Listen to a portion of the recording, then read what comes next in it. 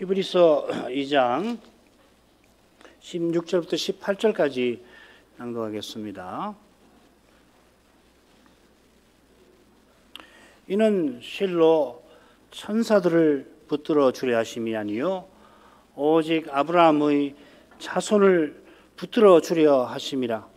그러므로 저가 범사의 형제들과 같이 되심이 마땅하도다.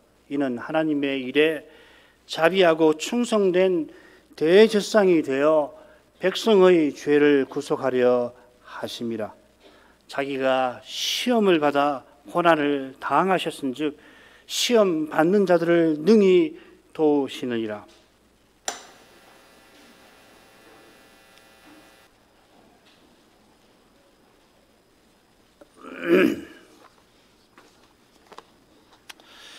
하나님께서 마다들, 즉 부활하신 그리스도를 만유의 후사로 세우셨습니다.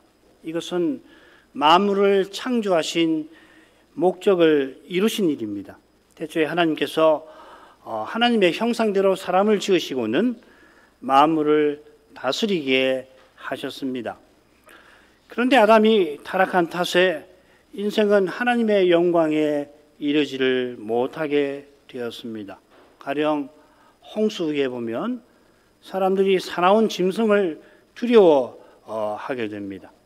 다스리라고 했는데 맹수가 두려워서 거기 찢겨 죽지는 않을까 죽기를 두려워하여서 특이한 사냥꾼 니므롯을 따랐습니다.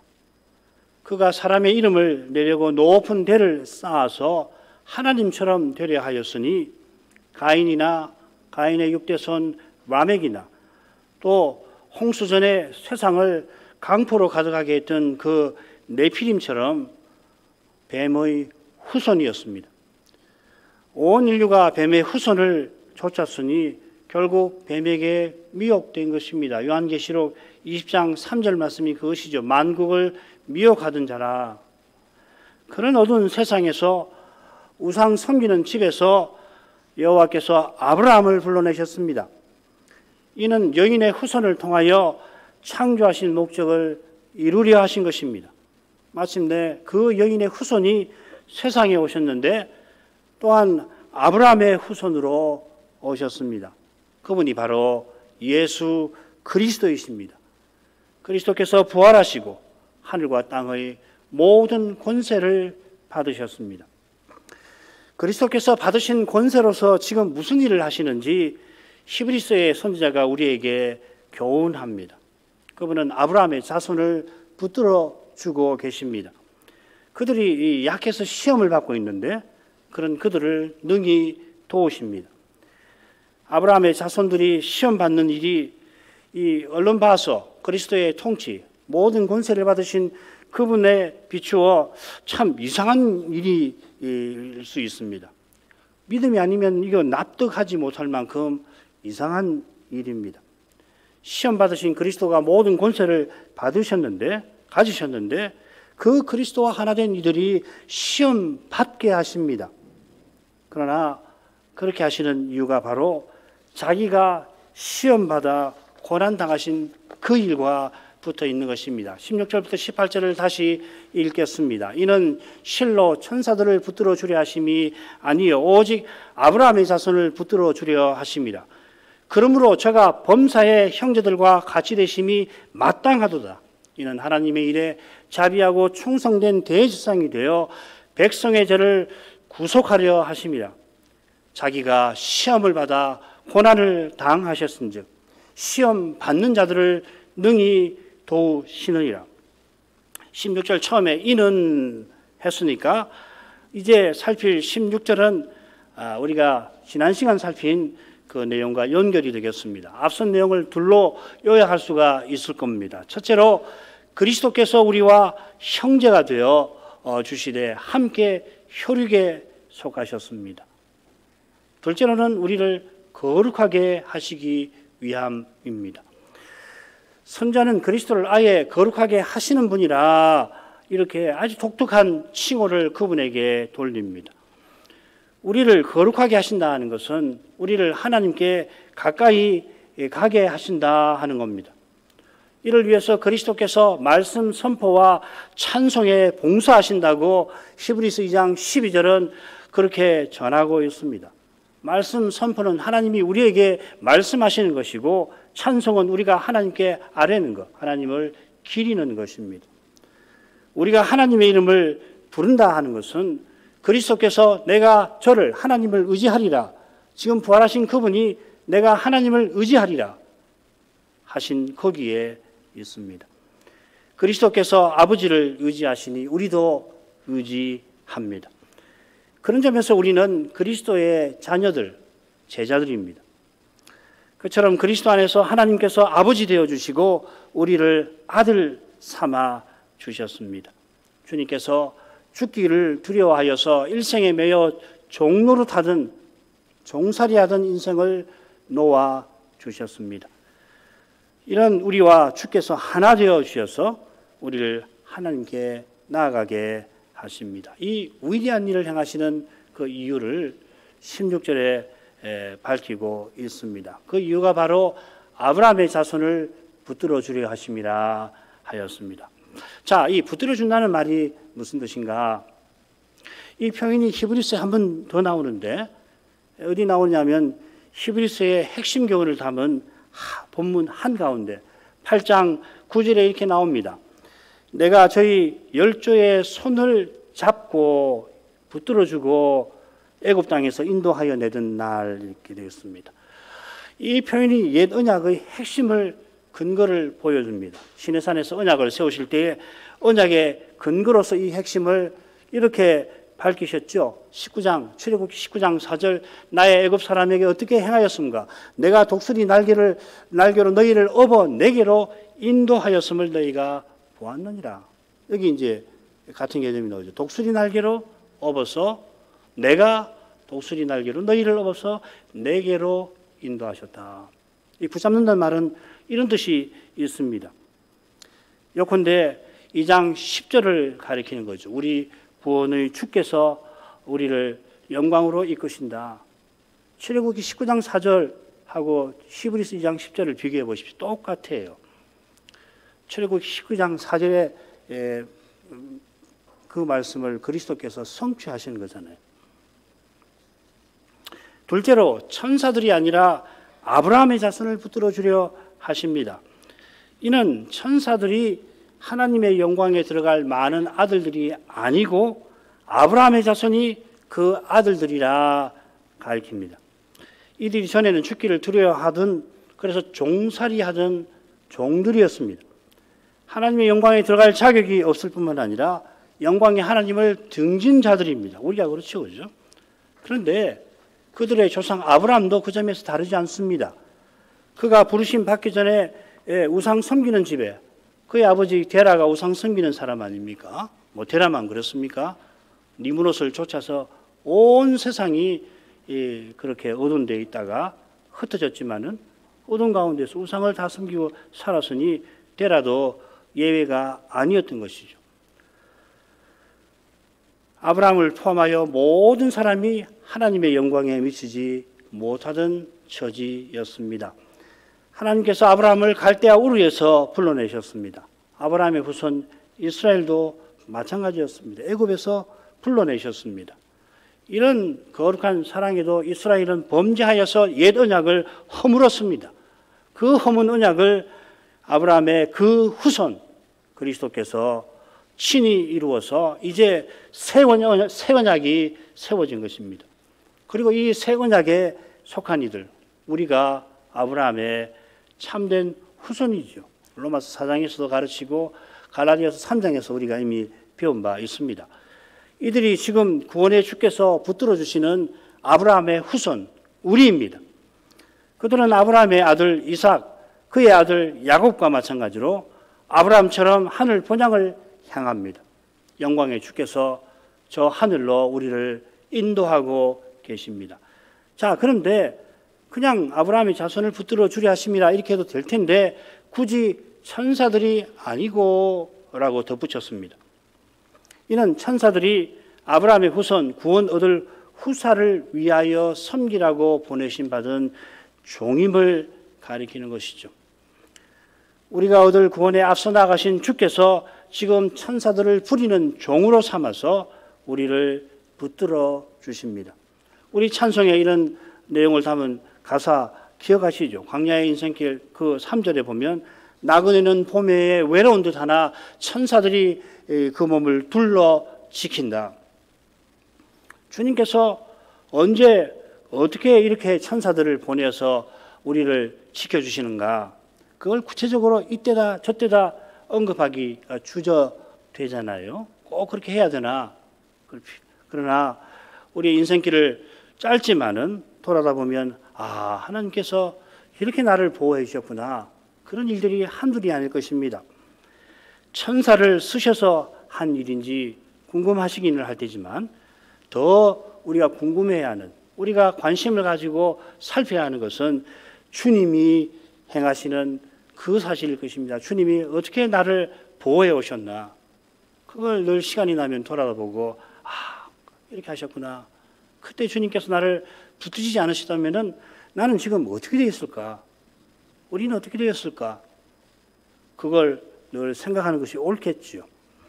아버지 우편에 계시면서 우리 모든 일을 살피시고 모든 일에 우리를 능히 도우십니다. 주님께서 아브라함의 자손을 붙들어 주시는 이 사실에서 선자는 중요한 진리를 확언을 합니다. 그게 뭐냐면 주님이 범사의 형제들과 우리와 같이 되셨다라고 하는 진리입니다. 서신 받는 교회가 선생이 되어서 주님처럼 우리 같이 되어 주셨으니까, 주님이 우리 같이 되어 주셨으니까 우리가 주님 같이 살아 마땅한데 다시 초보를 배워야 했던 것과 달리 그런 연약한 그들을, 그런 연약한 우리를 주님께서 여전히 형제로 여겨 주십니다. 그처럼 주님이 먼저 우리와 그들과 같이 되셨습니다. 그런데 범사에 같이 되셨습니다. 범사에 모든 일에 주님께서는 우리와 같이 되어 주신 거예요.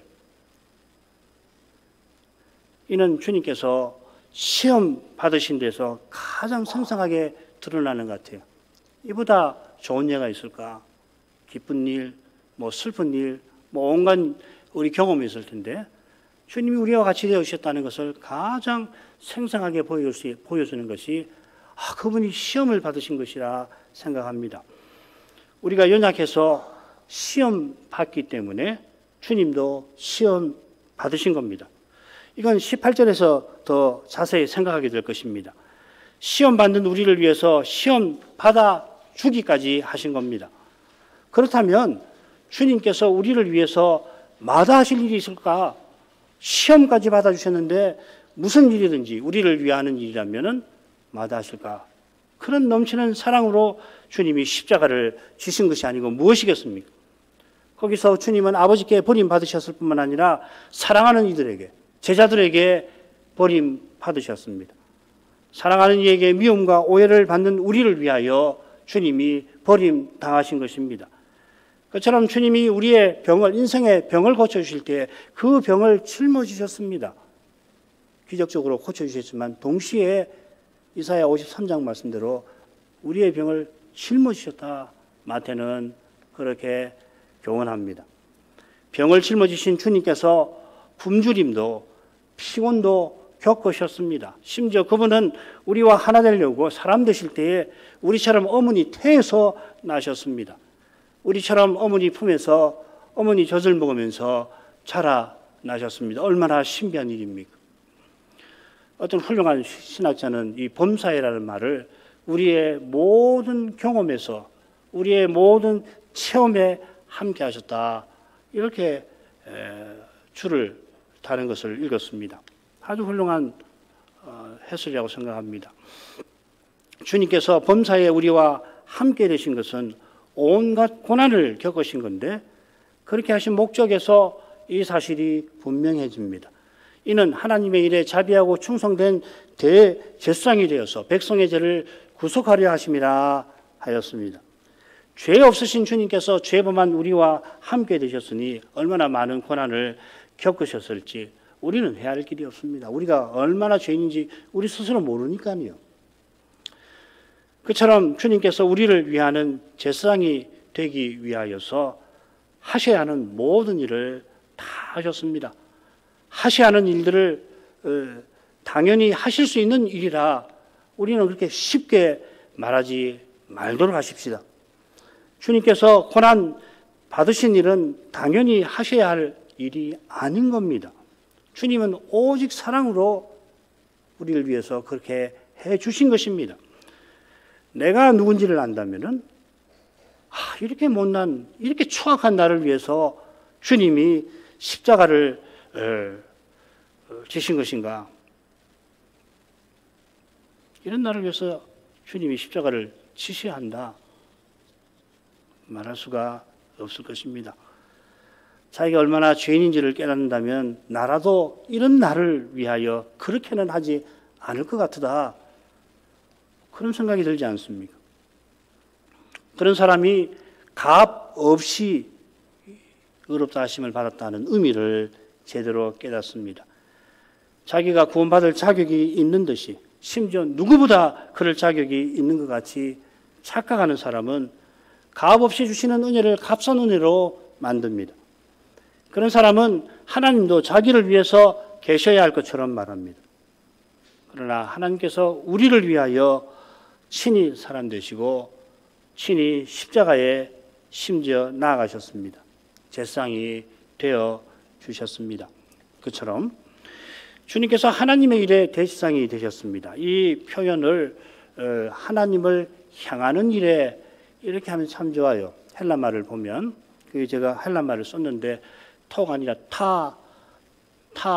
프로스톤세온, 타라고 해야 됩니다. 복수형인데 이 말을 그대로 번역하면 하나님을 향하는 일에, 이렇게 새기면 좋을 뻔했습니다. 참고로 히브리서 5장 1절에서는 하나님께 속한 일에라고 새겨놓았습니다.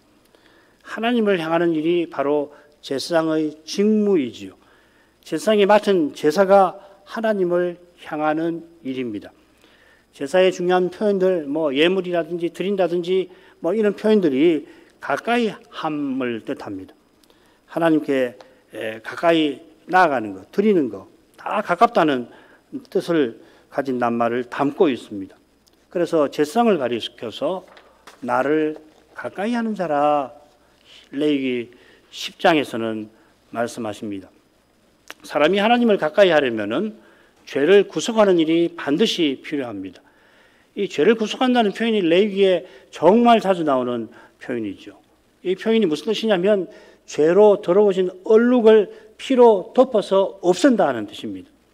하나님이 계시는 성소인데 우리의 죄로, 인생의 죄로 더러우면은 하나님께서는 싫어하십니다.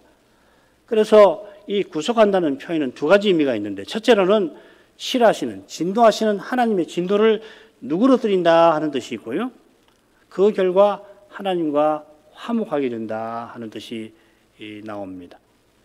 그래서 이 두 번째 뜻을 살려서 이 낱말의 명사를 요한일서 같은 데서는 화목제물이라 아예 번역을 그렇게 해놨습니다. 화목제물이라고 되어 있으니 예수님께서 화목제를 드리신 걸 가리키는 것보다 이렇게 생각하시기 쉬운데, 문맥을 보면 화목제보다는 속죄제로 자기를 드리신 것을 속죄제물로 드리신 것이라고 새겨야 옳을 것입니다. 자, 이런 점에서 구속한다는 번역보다는 그냥 속한다 이렇게 새기는 것이 낫습니다. 구속이라는 것은 우리가 로마서 이 3장 24절에 예수 그리스도의 구속으로 말미암아, 거기 나오지 않습니까? 이 구속은 값을 치러서 종살이에서 벗어나게 한다. 오늘 오후에 배울 내용인데요. 그런 뜻입니다. 그러니까 그냥 속한다. 주님께서 범사의 형제들과 같이 되신 것은 형제인 우리의 모든 죄책을 담당하시기 위함이다. 이렇게 새겨야 합니다. 그리고 나아가서 범사의 주님처럼 살게 하시려는 것이죠. 자, 이를 위해서 자비하고 충성된 대제사장이 되셨습니다. 충성되고 자비한 대제사장이 아니라 자비하고 충성된 대제사장이라. 왜 이렇게 불렀나? 이 죄를 속하시는 역할을 강조하니까 그런 것 같아요. 그래서 이 자비하신 대지상의 주제가 이 히브리서 4장 15절부터 해가지고 10장 39절까지 이어질 것입니다. 그리고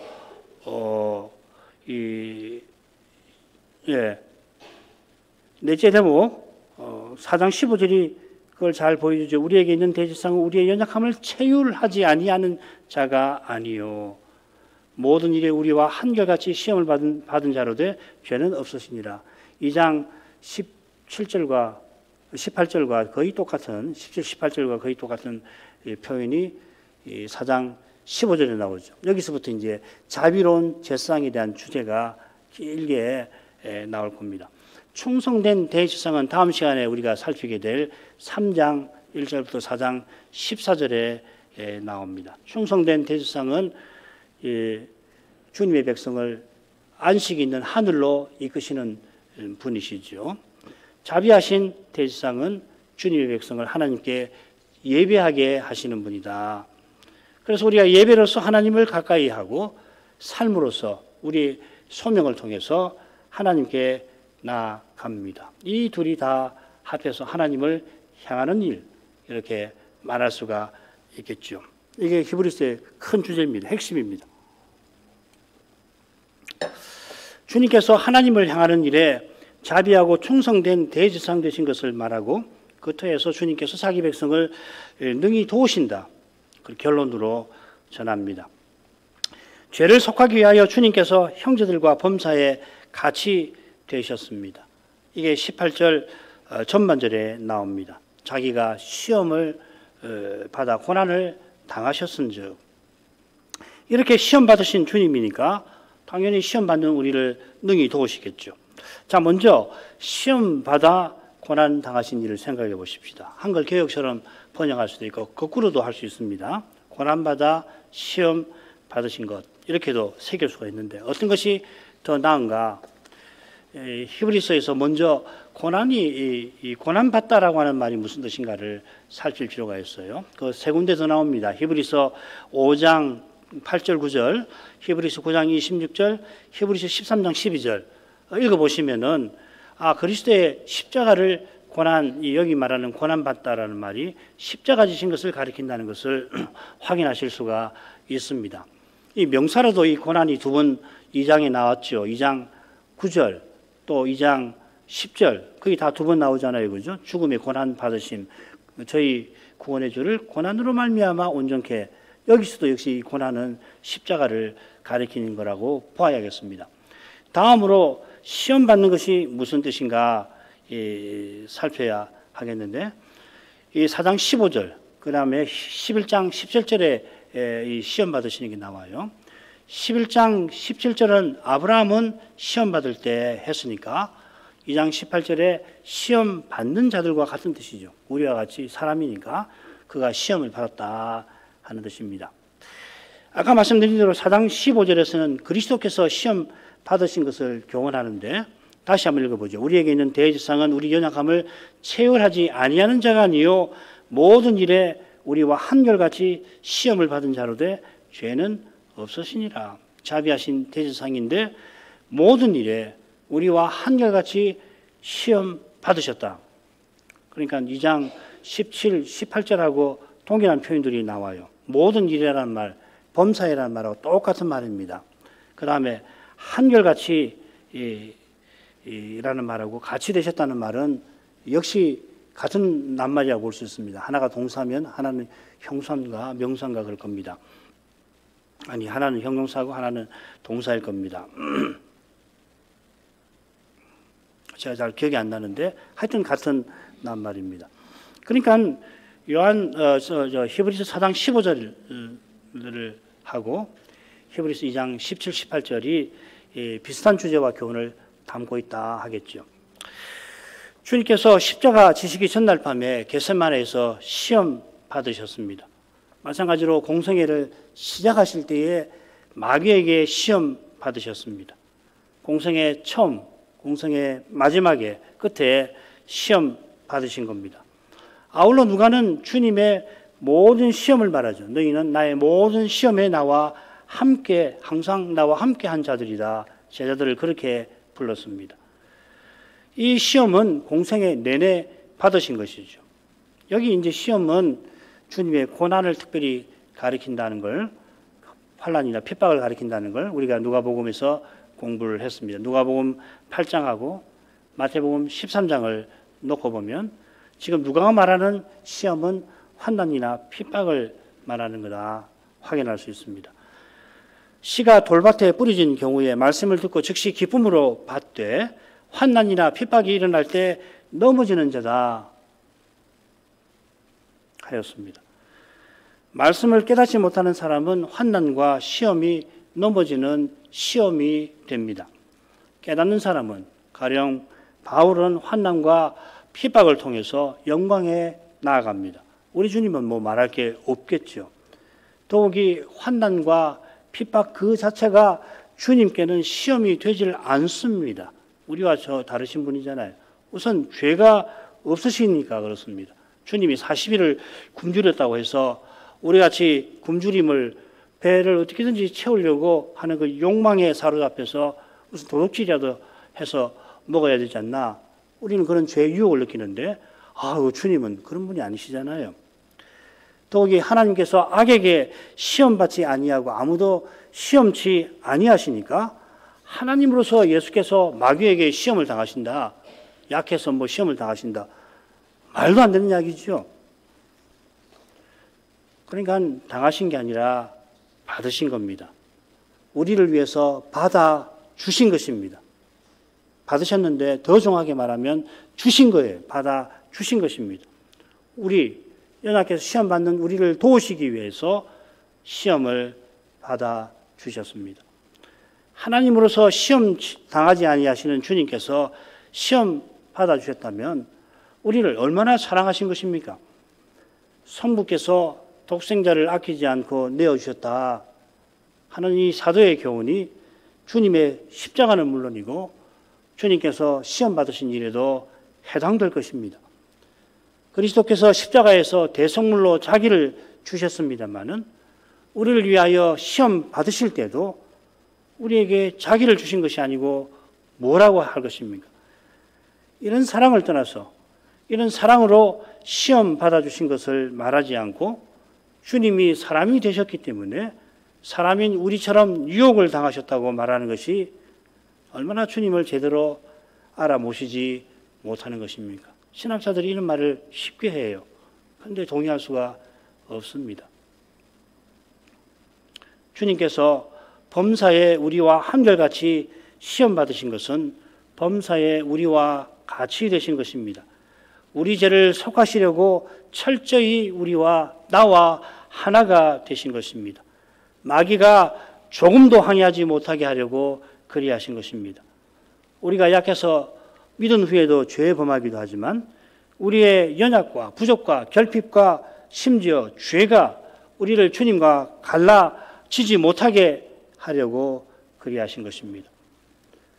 그래서 하나님께서 죄인인 우리를 의롭다 하실 때에 불의하신 게 아니라 오히려 의로우십니다. 의로우실 뿐만 아니라 전혀 의로우십니다. 의로우시다는 말이 어쩌면 부족할는지도 모르겠다 하는 생각이 듭니다. 하나님께서 십자가에서 자기 아들을 내어주실 때에 하나님으로서 하실 수 있는 모든 일을 행하셨을 뿐만 아니라 어쩌면 그 이상이라도 하셨을지 모릅니다. 이런 십자가에서 우리의 모든 죄책을 담당하시되 넉넉히 담당하신 것과 붙어 있습니다. 성경을 보면은 마치 주님께서 택하신 자만 아니라 모든 사람을 위해서 십자가를 지신 것처럼 읽히는 구절들이 있습니다. 예를 들면 디모데전서 2장 4절 6절 하나님은 모든 사람이 구원을 받으며 진리를 아는 데 이르기를 원하시느니라. 그가 모든 사람을 위하여 자기를 속전으로 주셨으니 기약이 이르면 증거할 것이라. 요한일서 2장 2절 저는 우리 죄를 위한 화목제물이니 우리만 위할 뿐 아니라 온 세상의 죄를 위하심이라. 이런 구절을 들어서 주님께서는 모든 사람을 위하여 십자가를 지시긴 했지만 오직 믿는 사람만 그 공여를 입어서 구원받는다. 이렇게 주장하는 이들이 있어요. 그건 잘못된 것이죠.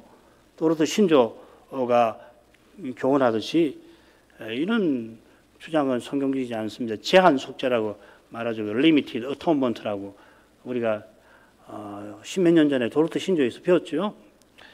거기 보면 특별히 하나님 말씀을 증거구절을 대는데 주님께서 내가 내 양을 알고 양도 나를 아는 것이 아버지가 나를 아시고 내가 아버지를 아는 것 같으니 나는 양을 위하여, 여기 그라는 말이 있습니다. 나는 그 양들을 위하여 목숨을 버린다. 이렇게 되어 있습니다. 주님께서 주님의 양을 위하여서 목숨 버리셨지 그 귀한 목숨을 달리 쓰시지 버리시지 않으셨습니다. 주님의 양이 얼마가 되었든지 내 죄가 얼마나 많든지 상관없이 주님의 피는 능히 우리를 내 죄를 사하십니다.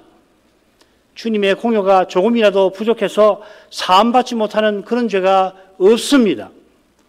그처럼 주님은 우리가 생각할 수 있는 모든 차원에서, 그러니까 우리가 생각할 수 없는 차원에서도, 당연히 우리가 생각할 수 없는 영역에서도 나와 하나가 되어 주셨겠지요.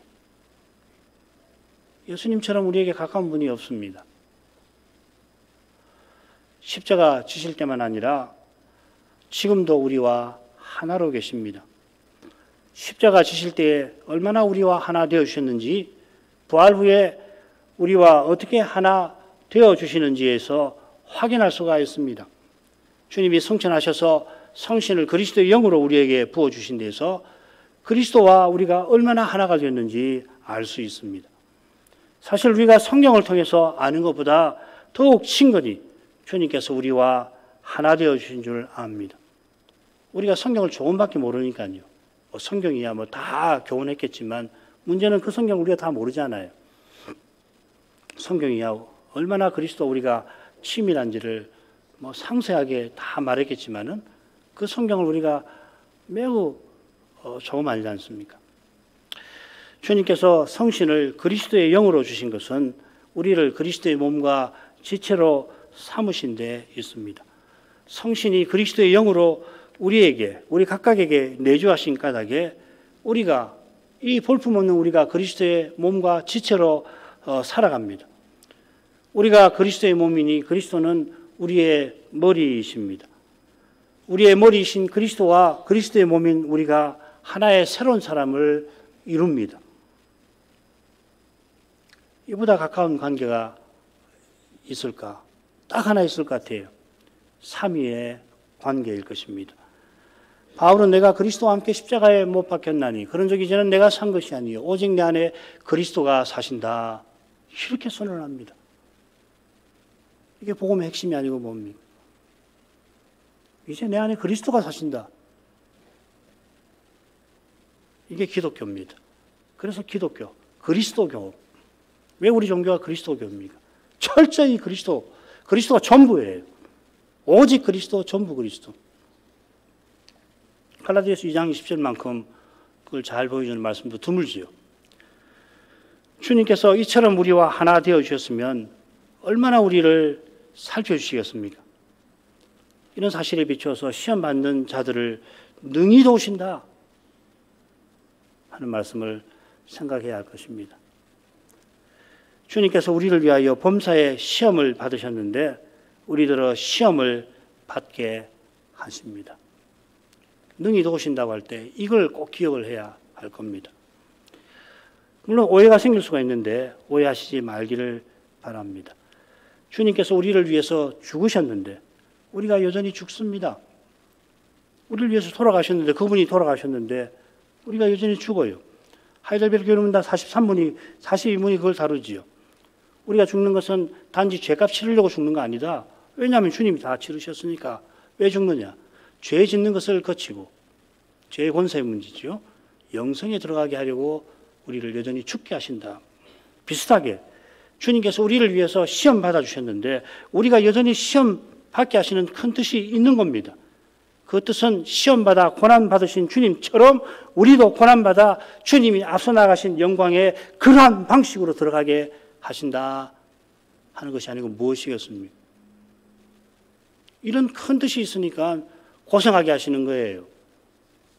고난 중에 어떤 고난은 정말 모든 고난이 사실 그렇습니다만 고난을 제대로 알면은 그게 사소한 일이라도 고난을 겪게 되면 죽음의 고통을 느끼는 거거든요, 신자가. 그런데 어떤 거나 환난이나 핍박 같은 거 얼마나 고통스럽습니까? 지금 온 세계에 그런 교회와 신자들이 있지 않아요. 왜 그렇게 하시는 겁니까? 자기 백성을. 그렇게 사랑하시고 십자가에서 위해 돌아가셨는데 그게 허망한 일이 아니거든요. 오히려 신비하게 바로 그런 방식으로 주님께서 재림의 날을 재촉하시고 이 땅에서 죄의 권세와 싸워서 이기시는 것이거든요. 연약한 우리를 통해서 죄에게 판판이 지는 죄 유혹에 약해가지고 그냥 넘어지고 마는 이런 우리를 통해서 고난이라는 방식을 통해서 이기시는 것이거든요. 부활을 입증하시는 것이거든요. 이런 거룩한 뜻을 내신 주님께서 당연히 친히 그 뜻을 이루십니다. 시험받는 우리를 능히 도우십니다. 지금 서신받는 교회는 배도의 위험에 직면해 있습니다. 복음을 받던 그 초기에 큰 고난이 그 교회에 들이닥쳤지만 그 고난을 함께 인내하며 지냈습니다. 비방과 환난을 받아서 사람들에게 구경거리가 되었을 때에 기꺼이 그 사람에게 다가가 친구가 되어줘서 함께 비난을 받았습니다. 갇힌 자를 동정해서 찾아갔습니다. 자기가 재산을 빼앗길 때 기쁘게 당했습니다.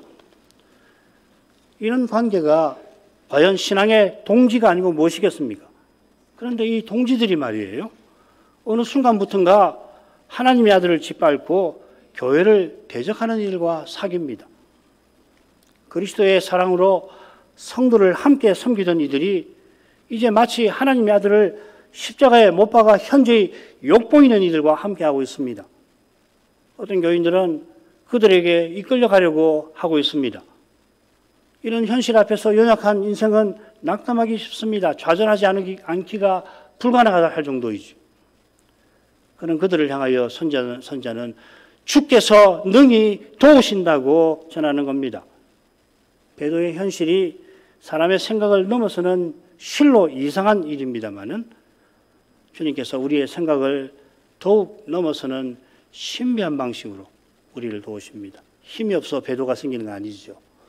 우리 주님이 약해서 지금 하늘에 계실 때에 지금 힘이 약해지셔가지고 지금 배도가 일어나는 거 아니지 않습니까? 반대지요. 주님께서 주의 이름을 형제들에게 선포하는 일이 있어서 배도의 현실이라는 게 생기는 겁니다. 마귀가 가만히 있지를 못하는 거죠. 하나님 말씀대로 살면 가만히 있지를 못해요. 그냥 두진 않습니다. 하나님 말씀대로 살아가니까 아이고 잘한다 하고서 마귀가 도와줍니까? 반대잖아요. 세상이 도와줍니까? 그렇지 않잖아요. 그 현실을 통과해서 주님께서 주님의 교회를 저 목표로 이끄십니다. 친구가 대적이 되는 현실이 죽음의 고통을 안겨줍니다마는 그 죽음을 통해서 부활의 능력을 맛보게 하십니다. 그래야 부활 아니겠습니까? 죽음을 맛보지 않고 무슨 부활을 말할 수 없잖아요.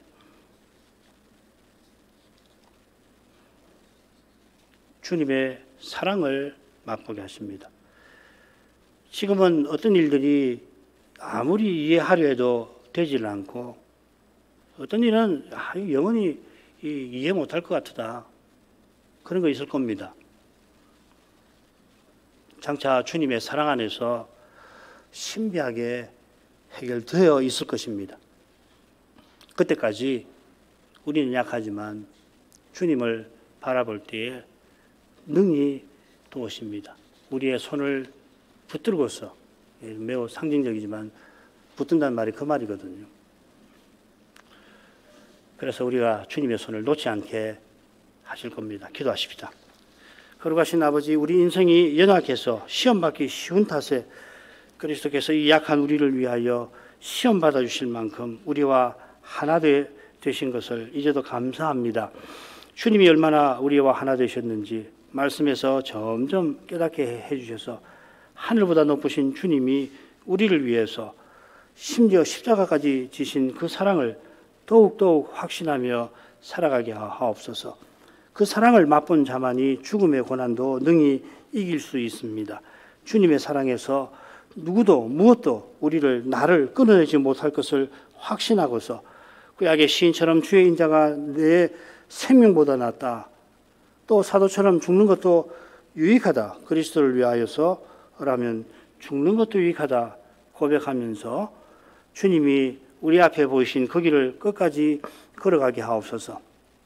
그 길에서 항상 주님을 의지하고 또 의지하게 하옵소서. 어제 의지하고 오늘도 의지하고 내일은 더 의지하게 하옵소서. 약속하신 저 하늘을 바라보고 또 바라볼 때에 우리 현실 위에 계시는 주님을 더욱 깨닫게 하실 것입니다.